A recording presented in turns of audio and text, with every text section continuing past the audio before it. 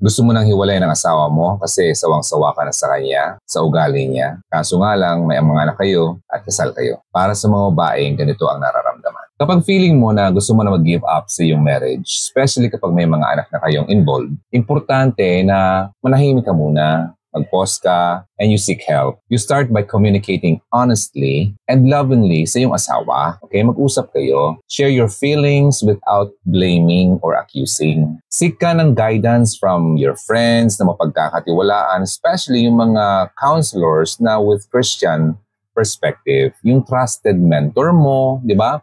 Who can provide you a fresh perspective. Kasi may mga anggulo na hindi mo nakikita. Okay? Reflect ka sa root cause ng problema nyo. Ano ba nag-cause ng disconnection yung dalawa? So, take care of yourself din, syempre, emotionally, and not just physically, but spiritually. Okay? Para naman mas pag-isip ka ng malinaw. Try small steps to reconnect, like spending time together sa asawa mo, or revisit mo yung mga shared interest yung dalawa. Kasi naman, dati-dati okay naman kayo, di ba? Ano yung mga ginagawa nyo dati na ini-enjoy yung dalawa? Try to take small steps, okay? And focus kasi yung mga anak at sa yung well-being din. Alam mo, kapag nagkakaroon tayo ng ganyan na ginagawa, nagkakaroon tayo ng peace sa ating buhay. Okay? Nagkakaroon ng magandang pagsasama sa pamilya. Above all, turn to God, syempre.